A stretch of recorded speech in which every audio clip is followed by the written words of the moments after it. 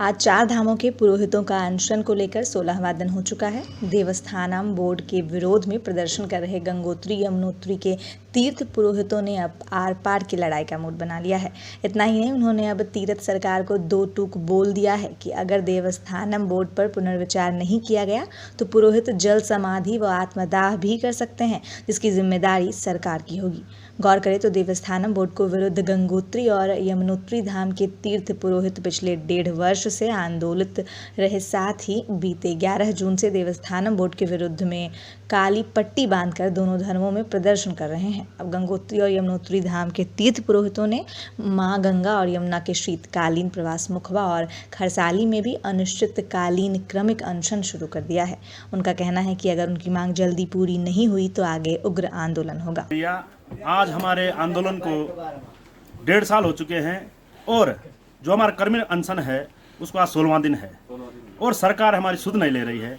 तो मैं सरकार से निवेदन कर रहा हूं कि आप कृपया हमारी मांग को बहुत जल्दी पूरा करें और अगर आप हमारी मांग को पूरा नहीं करते हैं तो हमें, अभी तो हम कर्मिक अनशन कर रहे हैं, लेकिन हमें अब उग्र आंदोलन करने पर बाध्य होना पड़ेगा। और जो हम कह रहे हैं कि हम जल समाधि भी लेंगे और आत्मदाह भी करेंगे यहाँ पर, अगर सरकार हमारी मांग को पूरा नहीं करती।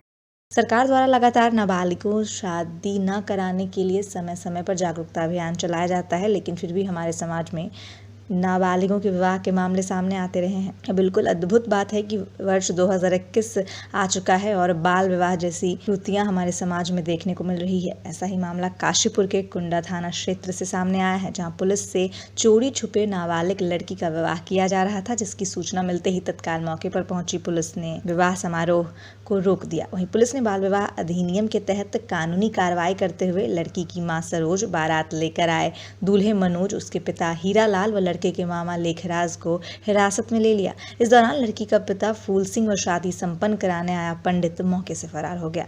इनकी गिरफ्तारी के लिए पुलिस ने ट्रेनिंग गठित कर आरोपी की तलाश जारी कर दी है। एक्चुअल में गांव करणपुर है हमारे क्षेत्र में, कुंडा क्षेत्र में।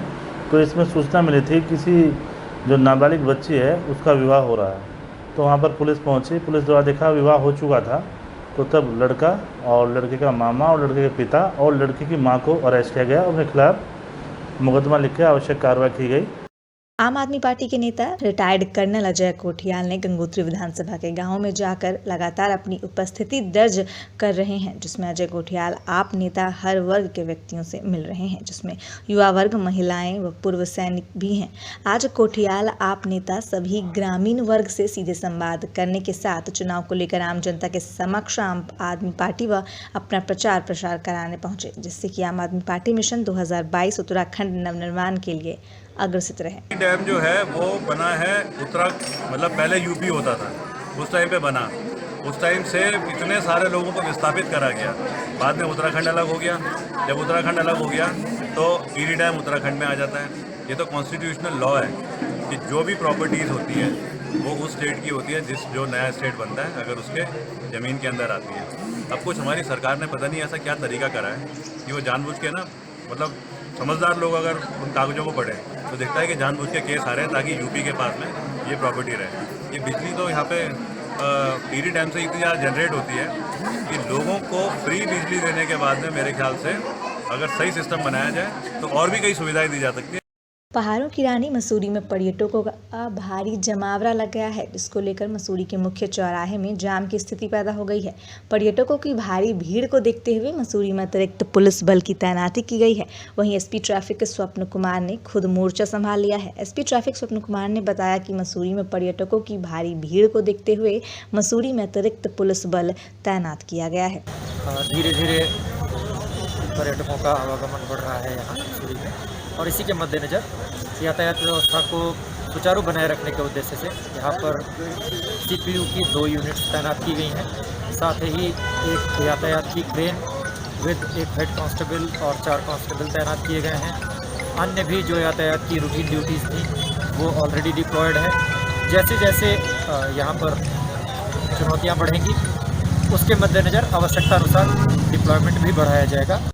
खबर विकासनगर के सेलाकुई से है, जहां राजा रोड निवासी एक महिला अपनी बेटी के जन्मदिन पर देहरादून गई थी। तभी दिल्ली व गाजियाबाद के रहने वाले 2 अंतर्राज्यीय चोरों ने घर में घुसकर अलमारी में रखे जेवरात व लगभग 10,000 रुपये चोरी कर लिए। पुलिस ने कड़ी मशक्कत के बाद रनोला दिल्ली निवासी ड्राइवर का काम करने वाले अशोक कुशवाहा और लालकुआं गाजियाबाद निवासी जितेंद्र को चोरी के आभूषण, 10,000 रुपये नगद व हरियाणा नंबर की स्विफ्ट कार के साथ गिरफ्तार किया।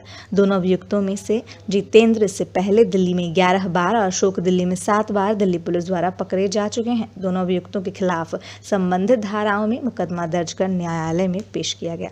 कांग्रेस हरिद्वार ग्रामीण कोऑर्डिनेटर मनोज त्रिवेदी ने लक्सर पहुंचकर कार्यकर्ताओं के संग बैठक की। उन्होंने अगले विधानसभा चुनाव के लिए हर गांव में 100 समर्पित कार्यकर्ताओं की टीम तैयार करने के निर्देश दिए हैं।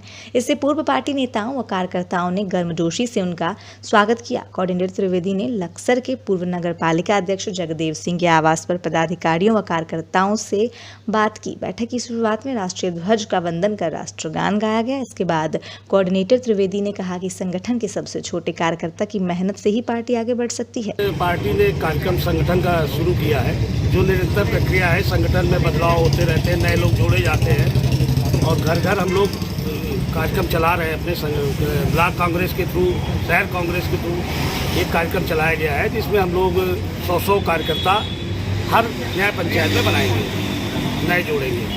लालकुआं के आसपास के गांव में नाली, गुल, सड़क, शौचालय जैसे काम विधायक निधि के पैसों से कराए जाते हैं।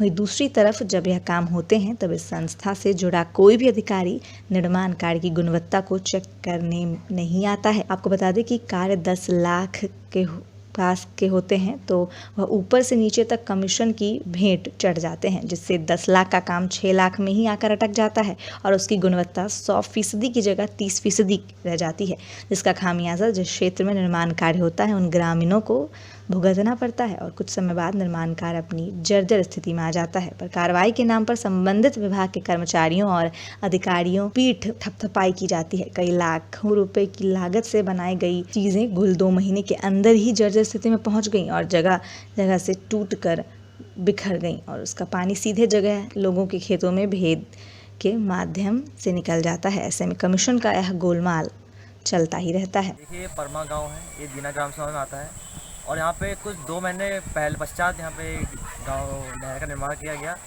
लेकिन नहर कुछ काम चलाओ बिल्कुल भी यहाँ पे देख लीजिए, आप देख सकते हैं कि नहर हमारे खेत पूरा पानी से भरा पड़ा है और यहाँ पे जो भी सीमेंट सब लगाया गया है, ये सब बेकार माल, कच्चा माल, बेकार माल लगाया गया है और हम शासन प्रशासन से निवेदन करते हैं कि इसको ठीक कराया जाए और इसमें संज्ञान लिया जाए। मैं आपके चैनल के माध्यम से ये बताना चाहता हूँ, लगभग 20 वर्ष बाद ये गोल बनी है और इसमें घटिया सामग्री का इस्तेमाल हुआ है।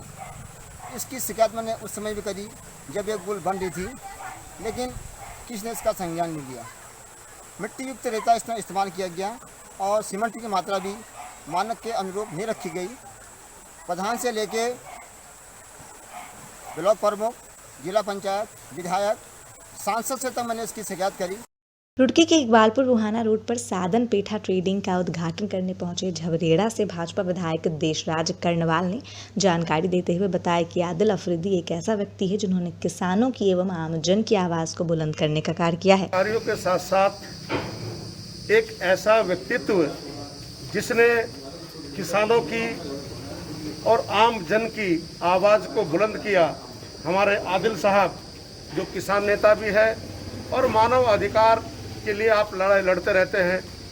मुझे आप कई बार सचिवालय में मिले और हमेशा किसानों के लिए, मजदूरों के लिए, मानव अधिकारों के लिए जहाँ पर भी हनन हो रहा है वहाँ पर जाते हैं।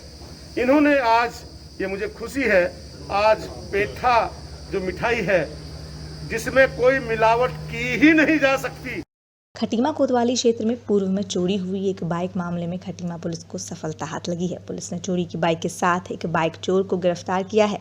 साथ ही पकड़े गए युवक के पास से चोरी की बाइक को भी बरामद किया है। इस पूरे मामले में खटीमा कोतवाली के एसएसआई लक्ष्मण सिंह ने बताया कि पूर्व में खटीमा कोतवाली में बाइक चोरी के दर्ज मामले में जहां उच्च अधिकारियों के निर्देश पर पुलिस टीम लगातार बाइक चोरी के खुलासे में लगी हुई थी, वहीं पुलिस ने मुखबिर की सूचना पर पीलीभीत रोड से एक युवक सतपाल को गिरफ्तार किया है। एक वाहन चोरी हुई थी जिस संबंध में श्रीमान वरिष्ठ पुलिस अधीक्षक महोदय और अपर पुलिस अधीक्षक नगर महोदय के दिशा निर्देशन में कोतवाली खड़ियों में एक टीम का गठन किया गया था ये वाहन चोरी जिसके तहत पीलीभीत रोड पर एक युवक सतपाल धानु को गिरफ्तार किया गया था। प्रदेश में आरक्षित वर्ग के पद विभागों में खाली पड़े होने के कारण आरक्षित वर्ग के संगठनों में आक्रोश व्याप्त है, जिससे आज शैल शिल्पी विकास संगठन ने कार्यकर्ताओं के संग तहसील परिसर में एकत्र होकर विभागों में खाली पड़े आरक्षित वर्गों के पदों को भरने की मांग को लेकर नारेबाजी करते हुए प्रदर्शन किया और जिलाधिकारी के माध्यम से राज्यपाल उत्तराखंड एवं मुख्यमंत्री को ज्ञापन प्रेषित किया। उत्तराखंड प्रदेश में दशकों से बैकलॉग के पद खाली हैं, जिनमें आरक्षित वर्गों की नियुक्तियां होनी थी और ये हजारों की संख्या में है। बड़ा दुर्भाग्य है कि 20 वर्ष बाद भी अभी तक कोई भी सरकार बैकलॉग के पदों पर भर्ती नहीं की है। उसके साथ ही अभी विगत 2 दिनों पहले भाजपा के सांसद अजय भट्ट जी द्वारा एक बयान मीडिया में आया, ये तथाकथित और भ्रामक बयान, जिसमें वो कह रहे हैं कि सरकार की मंशा है कि बैकलॉग को खत्म किया जाएगा और नई नियुक्तियाँ लाई जाएंगी। इसी क्रम में शैल शिल्पी विकास संगठन अजय भट्ट के इस बयान का खंडन करता है, विरोध करता है। उत्तराखंड में किसानों के चेहरे पर आजकल मुस्कान दिखाई दे रही है। बताते चलें कि पिछले 2 वर्षों के अंतराल में उत्तराखंड में सेब की बागवानी में बड़ा बदलाव देखने को मिला है। उत्तराखंड में इटली, फ्रांस, नीदरलैंड जैसे कई विदेशी शहरों की तकनीकी का इस्तेमाल कर सेब उत्पादन को बढ़ावा दिया जा रहा है। इस खेती के पीछे नैनीताल जिले के सुधीर चड्डा, इंडियोज हॉर्टिकल्चर व कोका कोला दोनों कंपनियों के सहयोग से उत्तराखंड में पहाड़ी जिलों को रोजगार व किसानों को मजबूत करने के उद्देश्य के लिए किया जा रहा है। अभी तक उत्तराखंड में करीब 400 बगीचे तैयार हो चुके हैं, जिन बगीचों से किसान अपनी सेब की खेती को बाजार में बेचकर लाभ कमा सकते हैं। भले ही अभी सेब को पकने में 2 महीने बाकी है, लेकिन यहाँ पर मौसम अनुकूल होने के कारण सेब की लाली समय से पहले देखने को मिल रही है। यही कारण है कि किसानों के चेहरे पर मुस्कान भी देखने को मिल रही है।